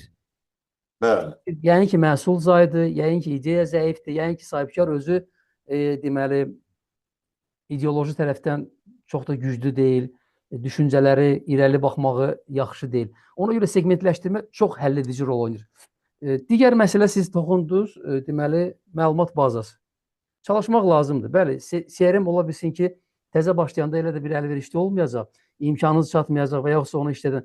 Heç olmasa Excel-də, Google Sheet-də, daha yaxşı Google Sheet-dədir ki, hər kəs görə bilsin. Hər müştərinin adını yazın. Mağazini açdınız ya da ofisi açdınız. Birinci gündən sizə müraciət edən insanların adlarını qızıl hərflərlə yazın. O ilk alıcılardılar. Siz onları sonradan inşallah bir neçə ildən sonra onlara deməli müraciət edə bilərsiniz, dəvət edə bilərsiniz, tədbirlərinizə də çağıra bilərsiniz ki, sən idi məndən. Həm də ki, o mədəniyyəti artıq komandaya aşılayırsınız ki, müştərini belə çox belə həssaslıqla, çox belə diqqətlə ona yanaşmaq lazımdır. Müştəri yönümlülüyü aşılamaq, müştəri yönümlülüyü aşılamaq. Bəli, dataları yığmaq lazımdır. Ad günlərini toplaya bilirsiniz, ad günlərində zəng vurmaq lazımdır. Bu layihəlıq yavaş formalaşır. Digər tərəfdən də mən öz təcrübəmlə deyirəm, çox deməli müştərilərlə ünsiyyətdə konflikt yarananda mən özüm şəxsən məsələdən qaçanam. Konflikti insan görəndə onunla əməkdaşlıq etmək istəmirəm. Baxmayaraq ki, o bizə xeyir verir, ödəniş edə bilir. Sahibkarların ən böyük problemi də məhz mənim o problemlərimdəndir ki, əgər siz müştəri münasibətdə səbriniz çatmırsa üzr istəyirəm, ədəbiniz çatmırsa, xahiş edirəm bir ədəbli, bir səbirli insan tapınız, o sizə pul qazandırsın. O, Doğru, əgər sizdə o doğru. xüsusiyyət yoxdursa, problem yoxdur. Siz başqa şeydə güclüsünüz də. Siz gez məhsulla məşğul olursunuz. Siz gez xaricdə mal gətirirsiniz. Siz gez strategiya qurursunuz. Əgər yox, sənin hövsələn çatmırsa, o demək deyil ki, müştəri pisdir. Mən dəfələrlə burada itirmişəm ki, Tamamilə bir görə. mənalı. Siz müştəri qayğısına qala biləcək bir insan tapsaz, o insanlar çoxdur. Elə insanlar var ki, onu qəzəbləndirsən də, əsəbləşdirsən də özündən çıxmır. Və o sizin adamınızdır. O müştəri münasibətlərdə olmalıdır. O satış mütəxəssislərinin mən satış texnikalarından təlimlər vermişəm. Biznesdə satış işçilərinə belə bir case verirəm. Satış işçisi necə adam olmalıdır? Hansı xüsusiyyətlər vacibdir ki, onda olsun? İnanın ki, 30-a qədər xüsusiyyət var və heç birinə də deyə bilmirsən ki, hər şey eyb yoxdur. Səbirsiz olsa da olar, eybi yoxdur, məhsulu tanımasa da olar, eybi yoxdur, bazarı bilməsə, heç birini deyə bilmirsən. Hamısı vacibdir. Amma Evet. bu 30 xüsusiyyəti bir adamda tapmaq, heç inanın ki, SEO-da elə tələbi yoxdur. Amma satış adamına bunlar hamısı lazımdır. Satış biznes üçün siz çox gözəl bilirsiniz, həll edici məqamdır. Satış yoxdursa, qalan hər bir şey, marketing, uçot, nə bilim, hər bir şey satışa xidmət eləməlidir. Yəni, həll edici məqam o mübadilədir, o satışdır. Sata bilən adamınız varsa, onlar sizin o vuran əlinizdir. Onlar olmasa, o siz də dediyiniz kimi sahibkar özü ola bilər, o xüsusiyyəti yoxdur. Yəni, mən özüm əslində yaxşı satıcıyam, olmuşam vaxtilə də. İndi də özümü yaxşı satıcı hesab edirəm, amma mənim elə işçilərim olub ki, onlar məndən qat-qat yaxşı satıcı olublar. Bəli. Bəzi məsələlərdə, çünki mən demişəm ki, maşallah, mən bunu eləyə bilməzdim. Bəli. Yəni, onu da bacarmaq lazımdır. Növbəti məsələ hansı ki, o fikirlərdən irəli gəlir. Çalışız ilk gündən elə öz səfiriz olunuz da, ambasador olunuz. Siz hara getdiniz, hansı tədbirə getdiniz? Əgər sizdə o xüsusiyyət varsa, çox güman ki, 12 ay ərzində ayağa qala bilərsiniz. Toylarda, tədbirlərdə, nişanlarda bizdə çoxdur maşallah. Xınayaqda, cürbəcə adları var bunların. Hara getdiniz, hara kimi gördünüz, məhsulunuzdan danışırsınız, xidmətinizdən danışırsınız. Və sizin ilk müştəriləriniz elə tanışlar ola bilər, yaxınlar ola bilər. Ona görə ki, onlar sizə görə məhsul ala bilərlər və feedback sizə verə bilərlər. Bu həm maddi tərəfdən sizə deməli pul dövrəsinə səbəb ola bilər. Digər tərəfdən də onlar sizə həqiqət danışa bilərlər ki, məhsulda bu çatır, bu çatmır. Ona görə də ilk satışları elə siz özünüz həyata keçirsəz, daha yaxşı olar bazarı hiss eləmək üçün. Müştəri münasibətlərinin digər bir məsələ də əlbəttə ki, komandanı birinci gündən, bayaq qeyd etdiyim o şəxs ki var, hansı ki, müştəriləri daha yaxşı hiss edir, onların qayğısına qalır. Birinci gündən müştəri haqlıdır düşüncəsini komandada yeritmək. Yəni, müştəriyə qarşı aqressiv bir ton daxildə olmamalıdır. Sizin hətta ona müştəriyə qarşı negativ fikriniz varsa, komanda yolları, hansı ki, müştəri münasibətlərlə məşğul olan var, ona o barədə deməməlisiniz. Onun yalnız bir fikri olmalıdır ki, mən xidmət göstərməliyəm. Siz bayaqları qeyd etdiniz, customer development məsələsi, müştəri rəyləri əsasında məhsulun inkişafı. Satış edəndən sonra mütləq şəkildə feedback alır. Əgər siz feedback almırsa, gizli etirazlar ola bilər və müştəri sizə bunu demədiyi halda digər yoldaşlara, digər sizin məhsulunuzun tələbat edə bilən yoldaşlara məlumatlar verə bilər ki, bu çatmır. Siz satışdan sonra mütləq rəy almalısınız. Rəyləri emal etməlisiniz. Bayaqlara qeyd etdiyimiz kimi komanda ilə gündəlik nəticələri təhlil etmək lazımdır. Və birinci növbədə bu nəticələr elə satış nəticələri olmalıdır, mən düşünürəm ilkində. Satış doğrudur. 12 ay əyada qalmaq üçün mali axını təmin edən bir məsələdir. Pul varsa, deməli biznes yaşayır. Pul kəsildi, puldakı satışdan gəlir, satışdakı müştəri ilə bağlı olan bir məsələdir. Ona görə də bütün diqqətimizi müştəri xidmətinə yönəltməliyik. Həm feedbacklərin alınması, həm satışdan sonra ondan maraqlanmaq, çətinliyi yoxdur istifadədə, daha hansı xidmətlər göstərmək olar. Hətta düşünürəm ki, siz ilk 10, 20, 30 müştərinizə cross satışlar, əlavə satışlar edə bilərsiniz. Bunu almısınız, indi bunun təzə modeli gəlib. Bunu almısınız, indi onunla bir yerdə çalışan başqa bir aksesuar var və bir qurğu var. Yəni siz elə ilk satışları elə 2-3 dəfə artıra bilərsiniz. O həmin o diqqət və Tamamilə doğru. sorğular əsasında. Mən Bu da ki hesab 12 ayda edirəm ayağında ki, qalmaq bu vacib. çox üzrlü sayın sözünüzə qüvvət demək Bəli. istəyirdim. Yəni ümumiyyətlə müştəri münasibətləri ayrıca bir söhbətin mövzusudur. Çünki o qədər vacib məsələlər var ki, Emin müəllim, siz dedikcə, yəni onda mənim də ağlıma gəlir ki, bax bu məsələ çox vacibdir. Onu mütləq demək lazımdır. Məncə həm də bizim bu söhbətlərimiz gələcək görüşlərin mövzularına da bir Qol açacaq, belə bəli. deyək də, qol açır, işarə verir ki, bax bu vacib mövzudur. Çünki mən istəyərdim ki, digər bir səbəbə də keçək. Ən vacib səbəblərdən biri də maliyyənin düzgün idarə edilməməsi, uçot sisteminin düzgün qurulmamasıdır. Yəni bizneslərin ilk ilində ayaqda qala bilməmələrinin səbəblərindən biri də budur.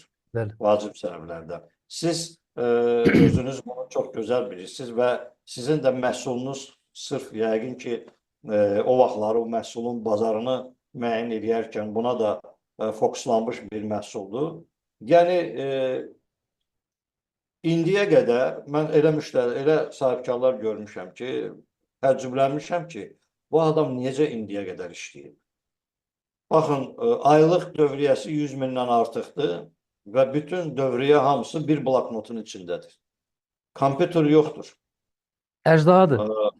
Bəli, yəni mən ona görə demişəm, heyrətlənmişəm ki, bu insanın başı kompüterdir da, belə çıxır da. Amma o bizneslərin içinə girəndə, Emin müəllim, araşdırmağa başlayanda, rəqəmlərə girəndə və dəfələrlə görmüşəm ki, o adam nə qədər pul itirdiyindən xəbəri yoxdur. Nə qədər oğurlandığından xəbəri yoxdur. Yəni, maliyyə planlaması birinci il üçün siz çox gözəl qeyd elədiniz ki, birinci bir ilində, 6 ayında biznesdən gəlir güdmək ümumiyyətlə absurddur. Əgər sən sıfırdan bir bazara girirsənsə və gəlir eləmək, ticarətdə indi ola bilər biraz tez, amma başqa bizneslərdə məhsul yaradırsansa, xüsusilə də intellektual məhsul bazarında bir ildən tez qazanc düşünmə. Amma bizdə necə olur? Sahibkar, misal üçün, 2 şərik olur, pul qoyurlar, 3 aydan, 4 aydan sonra pul lazım olur, mayadan kimsə götürür, yazarsan ki, mən 2000 götürdüm, yazarsan mən 5000 götürdüm. Biznesi ayaqda tutmağa mayası yoxdur. Yəni, maliyyə planlaması, kəşflodan heç danışmıram. Yəni, kəşflo haqqında düşünən yoxdur belə ki, sabah mən bəs bunu hardan tapacam pulu? Təzdən mi gətirəcəm? Yenə mi investor cəlb edəcəm? Yəni, bu hallarda olur və yaxud da küskünlük, 6 aydır pulu qoymuşuq. Gecə gündüz işləyirik, bir qəpik pul qazanmamışıq, belə biznes olar. Biz bunun üçün mu biznes açdıq? Xeyri yoxdur. Yəni o yanlış gözləntilər maliyyə tərəfindən, yanlış gözləntilər də sahibkarı bəzən bağlanmasına, biznesdən küsməsinə səbəb olur. Və buna görə də uçot sistemi vacibdir ki, bax mən özüm öz təcrübəmdən deyirəm ki, məsələn bir biznes var idi, kiçik bir xırda biznesdir.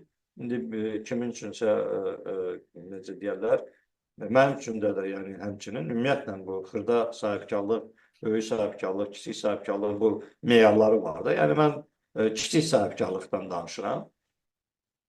Uçot sistemi düşünürdük ki, bunu necə quracağıq? Yəni, indi düzdür, biz onu ERP üzərindən, prospekt üzərindən işlədirik və orada 6 ay, 7 ay biz ziyanla işləyirik. Yəni, şəriklər deyir ki, gəl bağlayaq da bunu. Xeyir yoxdur axı. Deyirəm ki, siz bu tendensiyanı müşahidə eləmişsiniz, baxmırsınız sistemə. Sistemdə hamısı açıq aydın görsənir də. Biz ayda 15-20% böyüyürük. Ayda 15-20% o deməkdir ki, biz plan aydan sonra gəlib çıxacağıq zərərsizlik nöqtəmizə. Və bu tendensiyanı qoruya bilsək, biz böyümə potensialımız böyükdür. Gəlin bir 3 ayda səbr edək, gəlin 5 ayda səbr edək. Yəni, sahibkarlara tövsiyəmiz nədir? Yəni, özümüz o səhvi görmüşük, keçmişik, eləmişik bəzilərini də. Tövsiyə odur ki, düzgün planlama qursunlar, düzgün gözləntilər qursunlar. Ən azı bir biznes planın o maliyyə hissəsini primitiv formada da olsa yazsınlar. Yəni biznes təbiidir ki, yeni başlanan biznes də, yəni belə deyək, belə bir yaxşı söz var, deyirlər ki, işləri düzgün görmək lazımdır. Amma ondan daha vacib olan şey var, düzgün işləri görmək lazımdır. Əgər burada neft yoxdursa, mən onu nə qədər effektiv quyunu qazsam da, mən yenə neft çıxarda bilməyəcəm də, belə deyək. Ona görə düzgün hesab elədiyin, əmin olduğun şeyə lazım olan vəsaiti xərcləməlisən. Əmin olmadığın şeydə isə harda mümkündürsə qənaət eləməlisən. Birinci ildə maksimum bəzən əksinə sahibkar görürsünüz ki, birdən-birə çox səxavətli olur. Biznesə, məsələn, kafe açır, ona bir dənə gözəl təmir eləyir, bir gözəl mebellər alır. Amma restoranın yerini çox pis yerdə seçibdir. Yəni, bunlar prioritetlərə tamamilə doğrudur. O prioritetlərə uyğun. Maliyyə məsələsi o əhəmiyyət sırasında heç də o birisilərdən geri qalmır. Siz yəqin bunu indi maliyyə resursları ilə, ERP sistemləri ilə işləyirsiniz. Həm tez-tez rast gəlmişsiniz, müştərilərinizdə də görmüşsünüz və yaxud da təcrübəniz var, maraqlı olardı, sizdə də eşitmək olardı. Mən deməli, birinci görüşdə deyəsən, sizə dedim ki, maliyyə məsələləri, ümumiyyətlə səhvlər üzrə deməli, biznesdə Azərbaycan çempionu özümü hiss edirəm. O qədər özümdə səhvlər görürəm ki, bilirəm ki, o kateqoriyada birinci yer tuta bilərəm. Ona görə də mənim deyəcəyim sözlər burada əlbəttə var. Birinci onu qeyd etmək lazımdır ki, İlkin müəllim, sahibkar mühasiblərdən, maliyyəçilərdən sahibkarlar az halda deməli ortaya çıxır. Adətən texniki işləri görən, satışdan daha çox çıxır, marketinqlə məşğul olan yoldaşlar. Yəni çox nadir hallarda görürsünüz ki, mühasibdir və sahibkar olub sonra. Yəni statistikaya görə elədir. Bunun da səbəbi var, ona görə ki, mühasibatlıq dəqiqliyi sevir. Rasional düşüncədir. Riski xoşlamır. Sahibkarda bunun əksidir. Riskdən qaçır. Adətən satışdan marketə. Və buradan nəticə onu çıxartmaq olur ki, sahibkarların əksəriyyətində, indi bizi izləyən gənc sahibkarlar var, əksəriyyətində maliyyə savadlığı olmur, biliyi olmur, çox zəif olur. Yəni digər istiqamət, satışı çox yüksək səviyyədə bacara bilən insan ola bilər, marketinqi yaxşı bilən ola bilər, hansı bir məhsulla bağlı onun detallarını yaxşı bilən insan ola bilər, amma maliyyə savadı adətən mənim müşahidəmə görə və statistikaya görə az olur. Ona görə də ən çox ilişən yer də o ilk 12 ayda məhz maliyyə məsələlərdə olur. Maliyyə savadlığı nə deməkdir? Ona da bir qısa şey eləyək. Maliyyə savadlığı ən azı beynəlxalq 3 hesabatı bilmək və onu biznesə tətbiq etməkdir. Pul axınları, cash flow, balans hesabatı, balans sheet, mənfəət zərər hesabatı, profit and loss hesabatı. Yəni bunları biz əgər gündəlik və yaxudsa daha yaxşı həftəlik və aylıq bunlara baxmırıqsa, əlbəttə ki, bizim əlimizə düşən pul, siz çox yaxşı qeyd etdiniz ki, gənc sahibkar kassada olan pulu hamımız öz pulu kimi bilir. Amma debitor borcdan xəbəri olsa, balans hesabatından xəbəri olsa, pul axınından xəbəri olsa, mənfəət zərərindən olsa, görəcək ki, ortadakı o 1000 manat pul var kassada. Onun 900 manatı təchizatçılarındır, 50 manatı maaş fondudur, 20 manatı kommunal xərcidir. Orada yerdə qalan o 10-15 manat onun puludur. Siz deyən, götür onu 10.000 manatı götür yaz adıma, deməli hansısa bir təchizatçının pulu yubanacaq. Elektrik enerjisinin ödənişində problemlərlə üzləşərsiniz və s. və s. və s. Ona görə də sahibkar mütləq özünü gücləndirməlidir, maliyyə biliyi olan bir mühasiblə və yoxsa bu işdə onu dayandıran, yəni stop eləyən, o hər dəfə irəli getmək istəyəndə onu dayandırmaq istəyən bir insan olmalıdır. Bu baxımdan da əgər bu məsələlər nəzərə alınmasa, o sizin dediyiniz statistikanın içində biri də ki, pulların bitməsidir. Pulların bitməsi. Yəni, artıq 12 ayın içində növbəti məhsul partiyasını sifariş etməyə, təchizatçılara ödəniş etməklə bağlı resursları olmayacaq 3 aydan sonra, 6 aydan sonra pullar bitəndən sonra biznes ilə 30% təqribən o səbəbdən bağlana bilir. Ona görə də biz tövsiyə edirik ki, məhz heç olmasa Excel'in üzərində. Yaxşı olar əlbəttə ki, Prospect Cloud ERP-yə müraciət edərsiniz. Biz sizin üçün tamamilə bunu sistemləşdirək, avtomatlaşdıraq. Tam Biz əl çatandır, hesab edirəm, kiçik müəssisələr üçün yeri gəlmişkən siz dediniz. Yəni qiymət baxımından, funksionallıq baxımından, rahatlıq baxımından, xidmət baxımından ələxüsus. xidmət baxımından yəni bir mənalı. Çünki təbiidir, insan ümumiyyətlə təbiətinə görə bilmədiyi şeydən qorxur. Bilmədiyi şeyi pulsuz da versən ona götürməyəcək. Çətinlik görəcək. Amma biraz rahatlamaq lazımdır. Sizdə də bu imkanlar var. Bir ay pulsuz eləmək, istifadə eləmək imkanı və s. Yəni bu nöqteyi nəzərdən, yəni bu ən bəsit formasıdır da. Ən azından yəni bu imkanlar varsa, sən uçot sistemi beynində qurmadan, məsləhət aparmadan necə aparacam? Hətta onları düşünəndə də belə bəzən yenə səhvlər eləyirsən. Amma artıq fundamental o dərəcədə biznesə təsir edən səhvlər olmur da. Onları artıq sonradan hansısa bir formada həm məsləhət alırsan, həm istifadəçi kimi təkmilləşirsən, həm artıq gözün açılır. Amma siz dediyiniz o əlifbadan, heç olmasa əlifbanı bilmək lazımdır ki, sonraki mərhələdə yazılanları oxuya biləsən. Yəni başına gələn problemləri ən azından əlifbasından başa düşə biləsən. O nöqteyi nəzərdən elə ERP proqramı, prospekti mən tövsiyə edirəm və özüm istifadəçi olduğuma görə, yəni özüm onun o belə deyək də imkanlarından məmnun olduğuma görə deyirəm, ürəklə başqalarına da tövsiyə edirəm. Ən vacib də bəzən yanlış təsəvvür olur ki, bunu bahadır bu. Yəni bu qədər qiymətindən xəbər olmayan adamlar sadəcə girib qiymətini öyrənə bilərlər. Yəni mən hesab edirəm ki, bu əl çatandır, uyğundur. Amma maliyyə uçotu istənilən bir formada, bu biz dedik ki, birinci il fundamentdir. O fundamentdə necə qoyacaqsansa, misal üçün bizdə olub ki, başlayanda vurmuşuq onu da, amma bir məsələni nəzərə almamışıq, tutalım. İndi onun problemini yaşayırıq. İndi onu çalışırıq düzəltməyə. Amma biz onu bir il bundan qabaq düzgün vaxtında görüb qoysaydıq da, indi o baza bizim əlimizdə var idi. Yəni, bu belə məqamlar olur.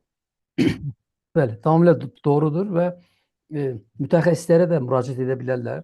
Siz kimi mütəxəssislərə ki, necə onu tərtib etmək lazımdır. Biz əksəriyyətində maliyyə ilə bağlı yanlış fikirləri görür. Üzr istəyirəm. Dividendlə bağlı anlayışlar çox sahibkarlarda ümumiyyətlə yoxdur. Kiçik orta biznesdə. Yəni, mənfəət hamısı mənimdir, mənfəəti götürməliyəm, hər şeyi götürməliyəm. Yəni, reinvestisiya anlayışı çox aşağı səviyyədədir. Elə bil ki, bir köşkdür, günün sonunda gəlib pullarını yığıb getmək istəyir. Halbuki biznesə gəlirdən reinvestisiya etmək lazımdır və orada qalan pul mənim kimi yox. Əgər siz orada fəaliyyət göstərirsinizsə, bəzən də bu nüansda çox buna diqqət ayırmaq lazımdır. Əgər sahibkar özü orada çalışırsa, direktor kimi, CEO kimi, mən tövsiyə edərdim ki, özünə bir maaş yazsın sistemdə. O fəaliyyətinə görə. Yəni, o pulu mənimdir götürmək əvəzinə özünə bir maaş yazsın. Ta ki, 1000 manat maaş yazsın. Və qalanları qalsın biznesdə.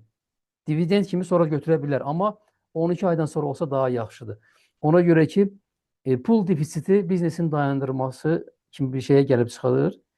Və yeri gəlmişkən, bizdə bundan qabaqki mövzuda da əgər biznes ideya yaxşıdırsa, biznes plan yaxşı yazılıbsa və sizin öz apardığınız biznesdə bir misal vardı ki, siz orada dinamikanı göstərirsə, artırsa bu dinamika, siz yaxşı biznes plan hesabına gedib investorları cəlb edə bilirsiniz ki, bəli, mənim pulum bitib, amma görürsünüz, mən artım göstərə bilim. Yeri gəlmiş, artımı proqramda göstərmək daha rahatdır.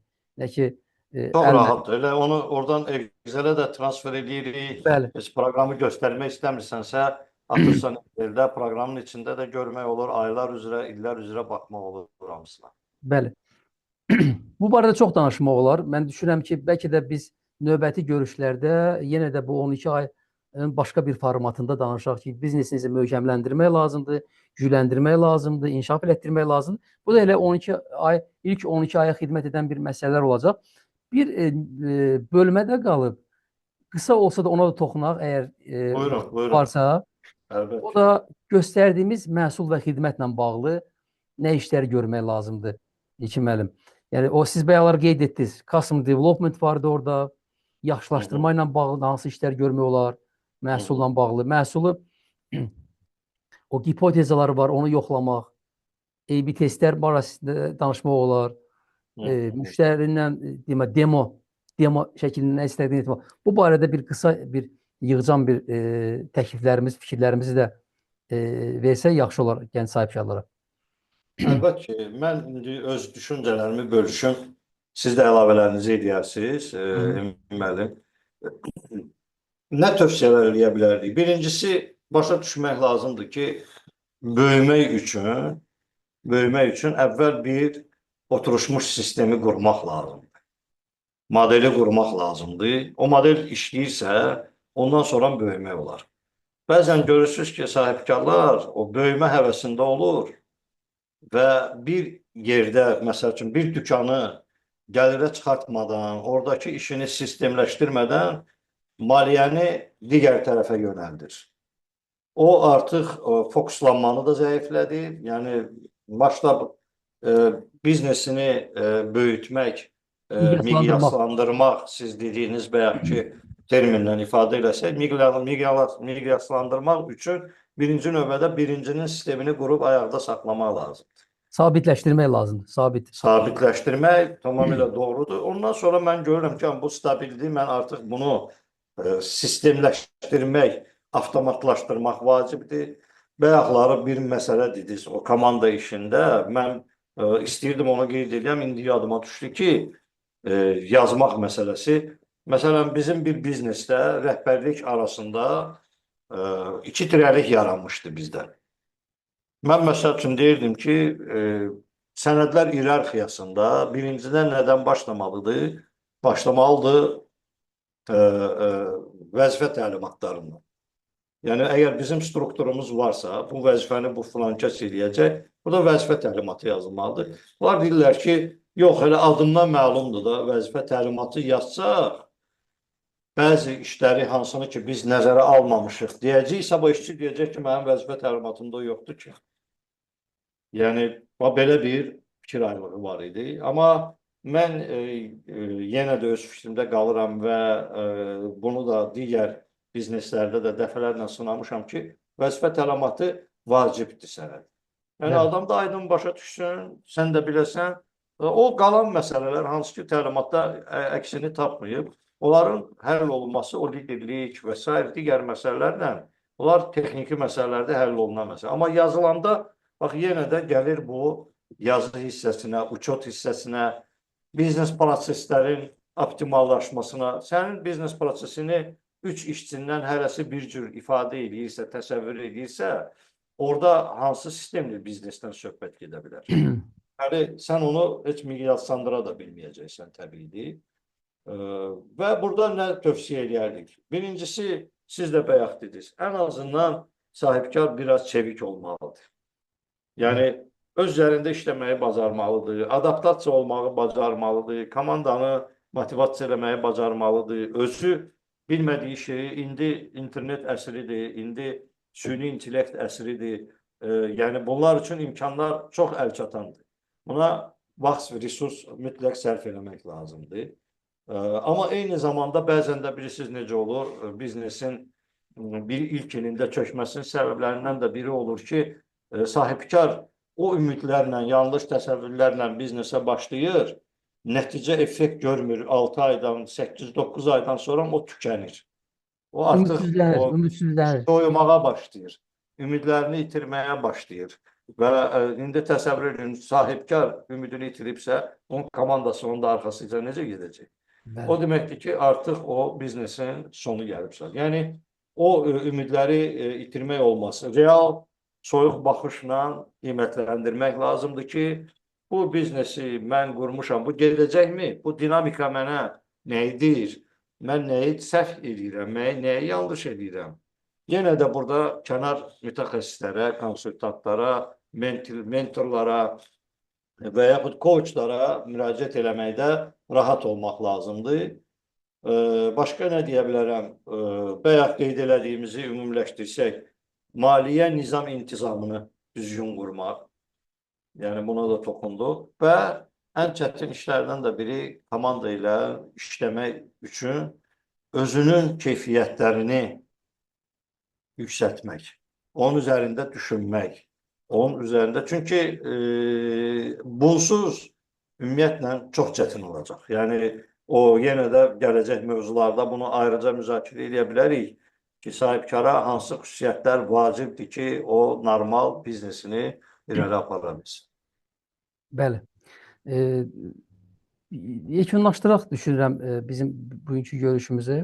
Rezümə edərək, deməli, biz acı statistikanı bir də xatırladırıq ki, biznesin ilk ilində 30, sizdə hətta 50% şirkətlər təqribən ikisindən biri, üçündən biri bağlanır.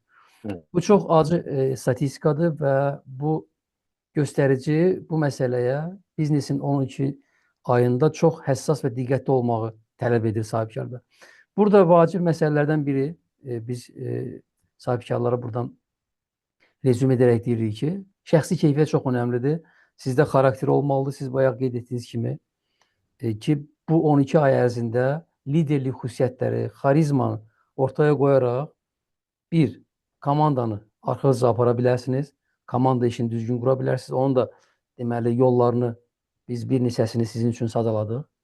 Digər tərəfdən müştəri münasibətləri olduqca önəmlidir. Müştəri münasibətlərində çox həssas olmalısınız. Komandanın daxilində ən səbirli, ən qayğıkeş, ən nəzakətli kim varsa müştərilərlə o məşğul olmalıdır. Sizin xoşlamadığınız iş ola bilər, amma bu biznes üçün həlledici məsələdir. Digər məsələ məhsuldur. Məhsul daim təkmilləşdirməlisiniz. Müştərilərlə münasibətləriniz olmalıdır. Müştərilərdən feedback almalısınız. Customer development-lə məşğul olmalısınız. Müştəri istəkləri əsasında məhsul və xidmətləriniz daim təkmilləşməli. Əgər bu daim təkmilləşmə məsələsi yoxdursa, əlbəttə ki, inkişaf da olmayacaq.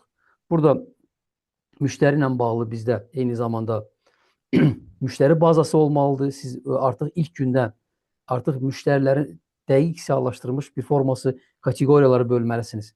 Bu da əlbəttə ki, həlledici bir məsələdir. Ona görə ki, sizin biznesinizə pul axını təmin edən müştərilərinizdir.